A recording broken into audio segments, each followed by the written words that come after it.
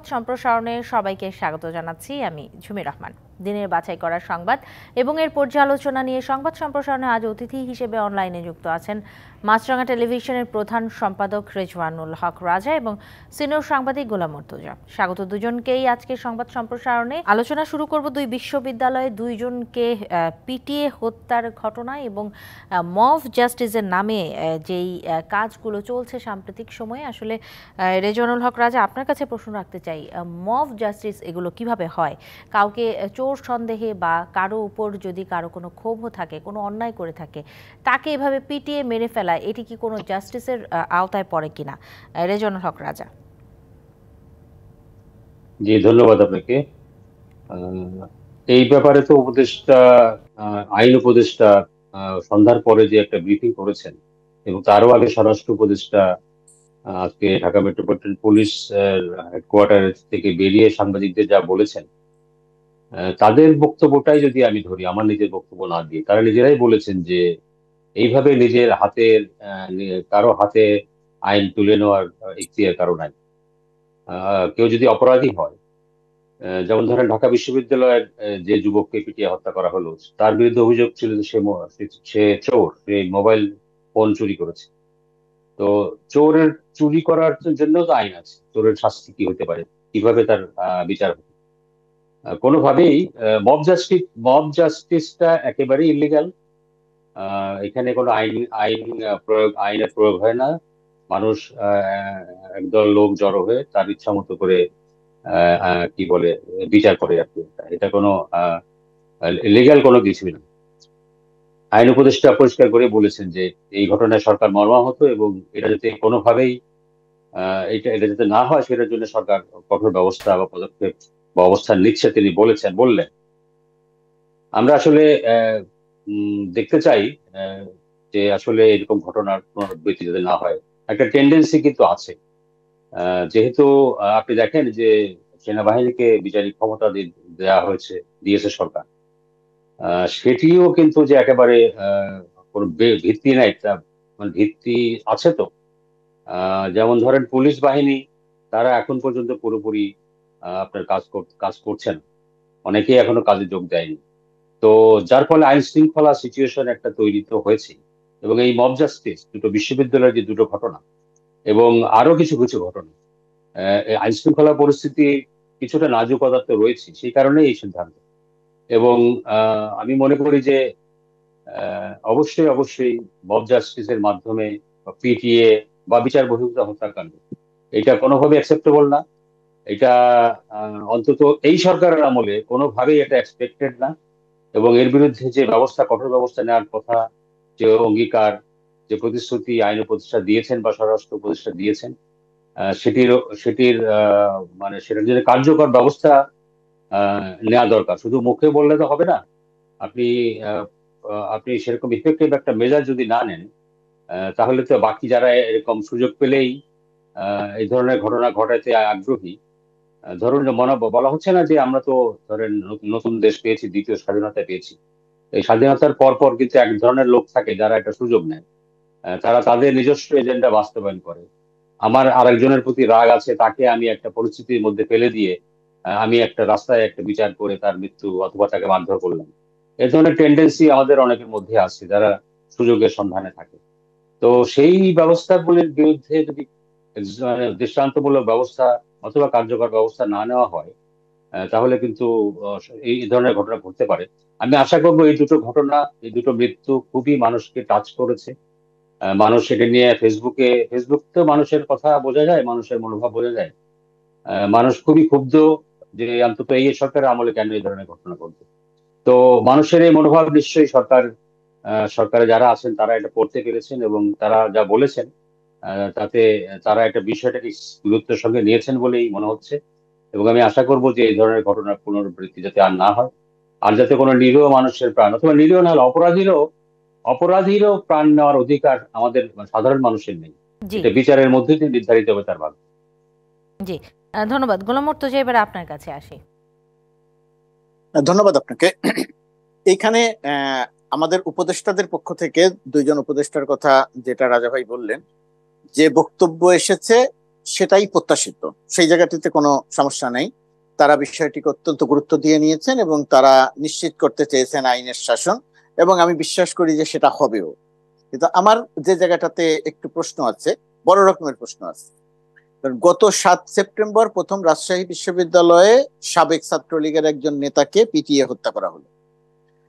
যখন রাজশাহী বিশ্ববিদ্যালয়ের ওই শিক্ষার্থীকে পিটিয়ে হত্যা করা হলো 7 সেপ্টেম্বর, সেদিনই যদি আমাদের উপদেষ্টারা, সরকার, আইন শৃঙ্খলা রক্ষাকারী বাহিনী কার্যকর ব্যবস্থা নিতেন, কার্যকর ব্যবস্থা বলতে এই রকমের কথা বলা, সামনে এসে কথা বলা, এবং অপরাধের সঙ্গে যারা সম্পৃক্ত, পিটিয়ে মারার সঙ্গে যারা সম্পৃক্ত, তাদের বিরুদ্ধে যদি দৃষ্টান্তমূলক ব্যবস্থা নিতেন, তাহলে আমার ধারণা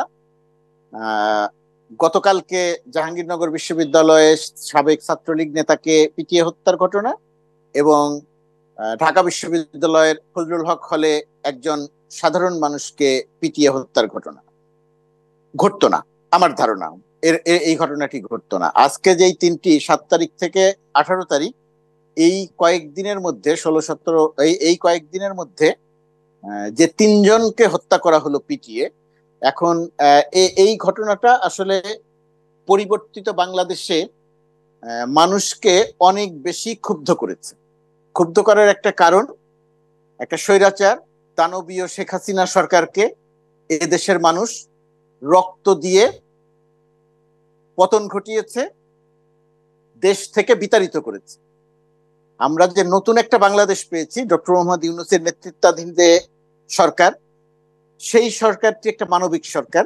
সেই সরকারের মধ্যে যারা আছেন তারা মানবিক মানুষ, আইনের প্রতি শ্রদ্ধাশীল মানুষ, সবাই বিশ্বাস করেন এই কথাটা, প্রায় সবাই বিশ্বাস করেন।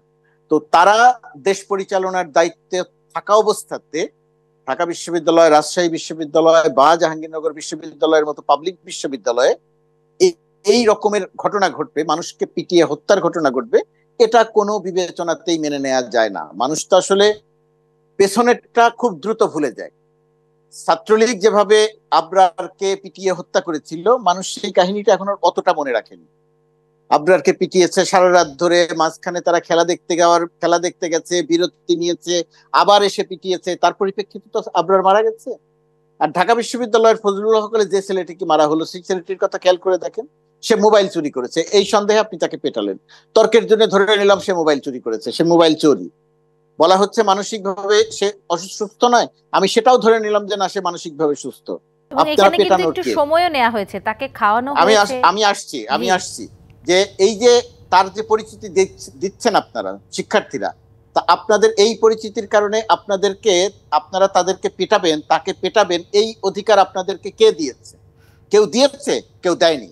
আপনারা নিজে নিজে তুলে নিয়েছেন। যেহেতু নিজে নিজে তুলে নিয়েছেন এবং এখানে আবরারের ঘটনার মিল আছে, মাঝখানে আপনারা তাকে মারা বিরতি দিয়েছেন, তাকে আপনারা ভাত খাইয়েছেন, ওই নিরীহ মানুষটি ভাত নিয়ে বসে যেভাবে ভাত খাচ্ছে খালি গায়ে, তারপরে তার ভাত খাওয়া শেষ হয়েছে, আপনারা তাবার তাকে পিটিয়ে হত্যা করেছেন।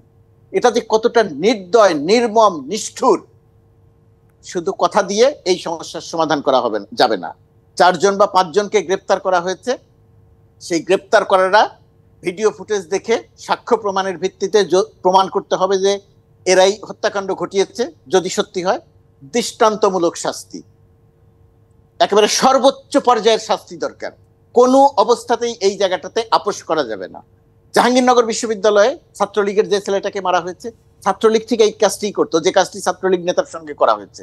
ছাত্রলীগ এটা করতো বলে ছাত্রলীগ আজকে বাংলাদেশ থেকে বিতাড়িত, শেখ হাসিনা আজকে বাংলাদেশ থেকে বিতাড়িত। তো ডক্টর মোহাম্মদ ইউনূসের সরকার তো তেমন নয়। ছাত্রলীগের নেতাকে যেভাবে পিটিয়ে হত্যা করা হয়েছে জাহাঙ্গীরনগর বিশ্ববিদ্যালয়ে, সেখানে এখন পর্যন্ত ভিডিও ফুটেজ দেখে, আমি কয়েকজন সংবাদকর্মীর সঙ্গে কথা বলেছি, তারা ভিডিও ফুটেজ দেখে তারা কমপক্ষে 3 জনকে এখন পর্যন্ত শনাক্ত করতে পেরেছে যে তারা পিটিয়ে হত্যা করা হচ্ছে। তো সাধারণ শিক্ষার্থীরা, সাংবাদিকরা যেহেতু 3 জনকে শনাক্ত করতে পেরেছে, তার মধ্যে বৈষম্য বিরোধী ছাত্র আন্দোলনের একজন সমন্বয়ক আছেন বলে প্রাথমিক অবস্থাতে তারা নিশ্চিত করেছেন। এটা আমার বলা হয়তো ঠিক নয়, কারণ যতক্ষণ পর্যন্ত তদন্ত না হবে ততক্ষণ পর্যন্ত সাংগঠনিকভাবে বা ব্যক্তিভাবে কাউকে দায়ী করা যাবে না। কিন্তু আমি চাই যে যারা এই হত্যাকাণ্ডের সঙ্গে সম্পৃক্ত, যারা এই পেটানোর সঙ্গে সম্পৃক্ত, প্রতিটি মুখকে চিহ্নিত করে সামনে আনতে হবে এবং দৃষ্টান্তমূলক শাস্তির ব্যবস্থা করতে হবে। কোনো অবস্থাতেই কারো রাজনৈতিক পরিচিতি, ছাত্রলীগ হলে মারা যাবে, ছাত্রলীগ হলে তার বিচার করা যাবে, ছাত্রলীগ হলে মারা যাবে না। আর আন্দোলনের যারা নেতৃত্ব দিয়েছে তারা এখন বিজয়ী হয়েছে, সেই বিজয়ী হবার দাম্ভিকতায়, বিজয়ী হবার আনন্দে কাউকে পিটিয়ে মেরে ফেলবেন, বাংলাদেশে আপনাদেরকে এরকম অধিকার কেউ দেয় নাই। আপনারা যদি এই কাজ করতে থাকেন, সেটা বৈষম্য বিরোধী ছাত্র আন্দোলন হোক, তারা নয়, কারণ তারা ইতিমধ্যেই প্রতিবাদ দিয়েছে। জি, তারা প্রতিবাদ দিয়েছে, বহিষ্কার করা হয়েছে একজনকে এই ঘটনায়। জি হ্যাঁ, আমি শেষ করছি। বহিষ্কার করা হয়েছে, সেটা যাই হোক, ছাত্রলীগের এরকম বহিষ্কার করতো, একজনকে পিটিয়ে মারার পরে, একজনকে ধর্ষণ করার পরে ছাত্রলীগও বহিষ্কার করতো। এই সমস্ত নাটক আমরা দেখতে চাই না। আমরা যেটা দেখতে চাই দৃষ্টান্তমূলক শাস্তি। দৃষ্টান্তমূলক শাস্তি যদি না হয় তাহলে এই সমস্ত কথার কোনো কিছু থাকবে না, মানুষ শুধু ছাত্রলীগের সাথে মিলাবে। ছাত্রলীগের নেতারা যারা গুলি করেছে, যারা হামলা করেছে, তাদেরকে আপনারা ধরতে পারেন, কিন্তু তাদেরকে পুলিশের হাতে দিতে হবে।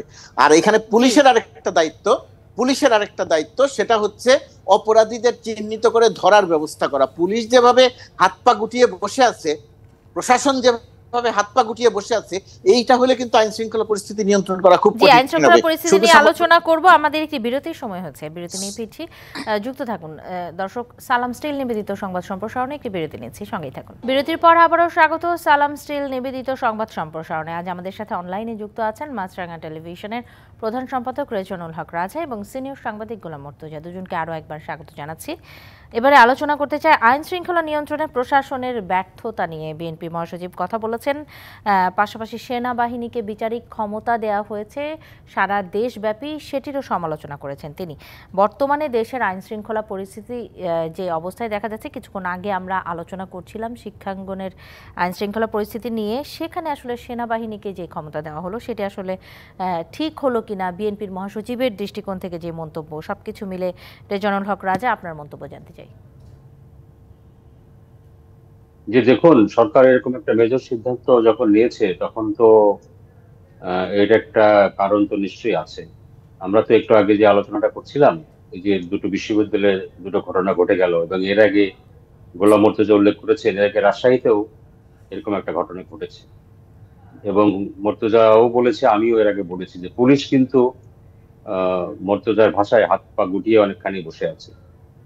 তাদের যে ভূমিকাটা তাদেরকে রাখা উচিত সেই ভূমিকা তারা রাখছেন। এটার ভয়ে হোক বা অনেকে তো জয়েনও করে নাই কাজে এখন পর্যন্ত।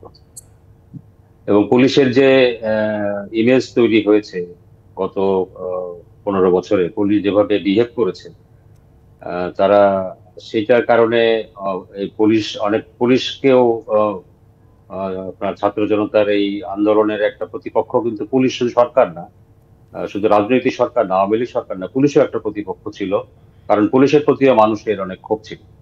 তো সেই সব কারণে এবং এই ছাত্র জনতার এই গণ অভ্যুত্থানের পরে পুলিশ স্বাভাবিকভাবে পুলিশ বাহিনী ভয় পেয়েছে, এবং আমরা দেখছি যে পুলিশের সদ্য সাবেক আইজি সহ সাবেক আইজি, পুলিশের অনেক বড় বড় কর্মকর্তা, প্রভাবশালী, যাদের দুর্দণ্ড প্রতাপ ছিল, তাদেরকে গ্রেপ্তার করা হয়েছে। তাদেরকে সেই পুলিশই তাদেরকে, তাদের এই সাবেক বসদেরকে গ্রেপ্তার করে কোর্টে হাজির করছে, তাদের মাথায় হেলমেট দিয়ে, গায়ে জ্যাকেট পরিয়ে। তো এই সমস্ত বিষয়গুলি পুলিশকে অনেকখানি, আমি মনে করছি একটু অনেকখানি তারা ভীত, এবং তারা তাদের মতো করে সে উপযুক্ত দায়িত্ব তারা পালন করতে পারছে না। সে কারণে কিছু কিছু জায়গায় আইন শৃঙ্খলা পরিস্থিতি দেখা দিয়েছে। তার পরিপ্রেক্ষিতেই সরকার, আমার ধারণা, যতটুকু বুঝি, তার পরিপ্রেক্ষিতে সরকারের সিদ্ধান্ত নিয়েছেন। এখন মির্জা ফখরুল ইসলাম আলমগীর সাহেব এটা সমালোচনা করেছেন। আমি কিন্তু দেখি যে ধরেন এই যে পরশুদিন বিএনপির যে মহাসমাবেশটা হয়ে গেল ঢাকায়, সেখানে কিন্তু দলের acting president, acting chairperson Tarique Rahman কিন্তু বক্তব্য রেখেছেন। তিনি কিন্তু, তার একটা লাইন কিন্তু খুবই মানে কি বলে, প্রণিধানযোগ্য।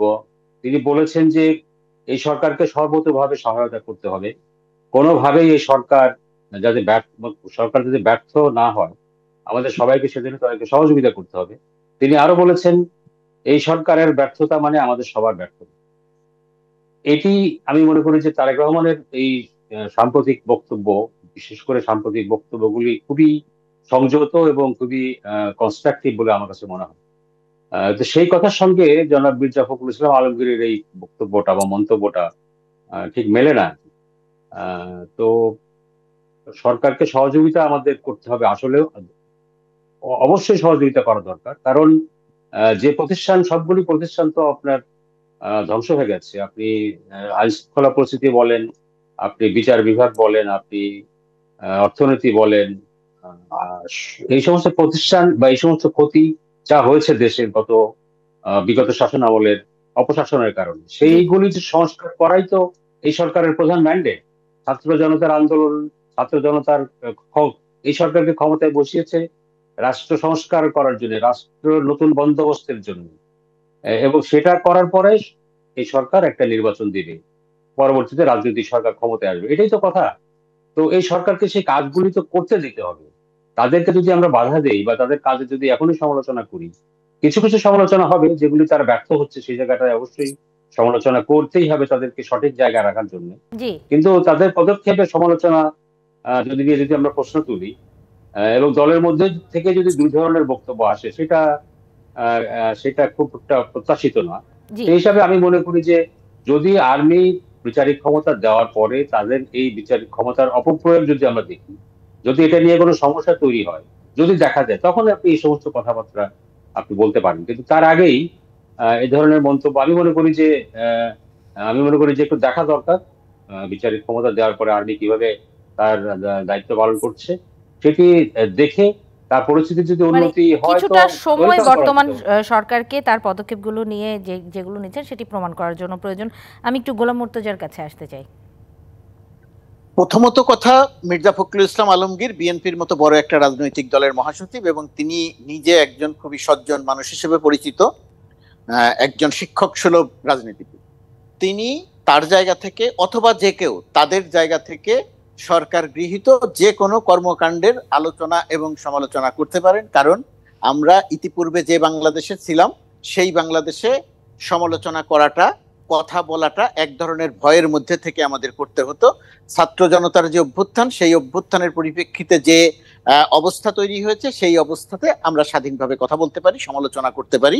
মির্জা ফখরুল ইসলাম আলমগীর সেটা করেছেন, এটাতে আমি কোনো দোষের কিছু দেখি নাই। প্রশ্নটা অন্য জায়গাতে, যে বর্তমান সরকারের কাজটা কি এবং বর্তমান সরকার কাজটা কিভাবে করবে। বিগত সরকার শেখ হাসিনা পালিয়ে যাওয়ার আগে তিনি তার বোনকে নিয়ে পালিয়ে গেছেন, পরবর্তীতে পুলিশ প্রশাসনের বড় একটা অংশ পালিয়ে গেছে। যারা শেখ হাসিনার শীর্ষ সন্ত্রাসীর মতো ভূমিকায় অবতীর্ণ ছিল যে সমস্ত পুলিশ অফিসাররা, সেই সমস্ত পুলিশ অফিসাররা পালিয়ে গেছে, এখনো তারা কাজে যোগদান করেনি। পুলিশ প্রশাসন মোরালি ডিস্ট্রয় হয়ে গেছে। পুলিশ প্রশাসনকে দিয়ে যেভাবে গুলি করিয়ে ছাত্র জনতাকে হত্যা করা হয়েছে, পুলিশ প্রশাসনের এখন মানুষের সামনে চোখে চোখ রেখে দাঁড়ানোর মতো অবস্থায় নাই। প্রথমত, এই পুলিশকে দিয়ে আপনি আইন শৃঙ্খলা পরিস্থিতির উন্নয়ন করতে পারছেন না। আপনি দেখেন শিল্পাঞ্চলগুলোতে গত কিছুদিন ধরে এক নাগাড়ে যে ঘটনা ঘটছে, সেখানে পুলিশ কিছু করতে পারছে না, সেনাবাহিনী দাঁড়িয়ে থাকছে, তেমন কিছু করতে পারছে না। এখন তাদের বিচারিক ক্ষমতা খুব স্বাভাবিকভাবেই দিতে হচ্ছে। আইন শৃঙ্খলা পরিস্থিতির উন্নয়ন করতে হবে, এটা সরকারকে করতেই হবে। না করলে আপনি সমালোচনা করবে যে সরকার কাজটি করতে পারছে না, এটা করতে হবে। দ্বিতীয়ত কথা, সারা দেশের সব জায়গায় দিতে হবে কিনা। হ্যাঁ, সারা দেশের সব জায়গাতেই দিতে হবে। প্রশাসনের সামগ্রিকভাবে সবগুলো জায়গার সমস্যায় ছোটখাটো ভাবে সমস্যাটা তৈরি হয়েছে। আরেকটা জিনিস তৈরি হয়েছে, একদিকে পুলিশ প্রশাসন সম্পূর্ণরূপে ধ্বংস হয়ে গেছে। সম্পূর্ণরূপে বলা ঠিক নয়, মূলত একটা ধ্বংসাত্মক অবস্থার মধ্যে আছে। বেসামরিক যে প্রশাসন, যে আমলাতন্ত্র, সেই আমলাতন্ত্রের কাজ তো অত্যন্ত নিন্দনীয় আচরণ, নিন্দনীয় কাজ আমলাতন্ত্রের। তখন বিগত সরকার যখন ক্ষমতায় ছিল, তখন এই আমলাতন্ত্রকে দেখে বোঝা যেত না যে কে রাজনৈতিক আওয়ামী লীগের কর্মী আর কে সচিব, এটা দেখে বোঝা যেত না। তো এদের একটা অংশকে বাদ দেওয়া হয়েছে, এখনো প্রশাসনের ভেতরে অনেকে আছে। পুলিশ যেমন কাজ করছে না, এই আমলাতন্ত্রও কাজ করছে না। কে বঞ্চিত, কার পদবি লাগবে, কার কোন জায়গায় ক্ষমতায়ন লাগবে, এসব নিয়ে ব্যস্ত। আবার ইন্টারিম সরকার যাদেরকে ভূমিকা রাখতে পারবে কিনা আমি আসি। আবার ইন্টারিম সরকার যে জায়গা যাদেরকে দায়িত্ব দিয়েছে তারা গোছাতে পারছে না। ডিসি নিয়োগের মতো একটা ব্যবস্থা নিয়ে মোটামুটি হযবরল অবস্থা তৈরি করে ফেলেছে। তো এরকম একটা জায়গাতে যদি আইন শৃঙ্খলা পরিস্থিতির উন্নয়ন ঘটাতে হয়, তাহলে অবশ্যই সামরিক বাহিনীকে ম্যাজিস্ট্রেসি ক্ষমতা দিতে হবে, সেটা দেওয়া হয়েছে। এখন এখানে চ্যালেঞ্জ আছে দুটি, মূলত চ্যালেঞ্জ দুটি। একটি চ্যালেঞ্জ, সামরিক বাহিনীকে বেসামরিক প্রশাসনকে আস্থায় নিতে হবে।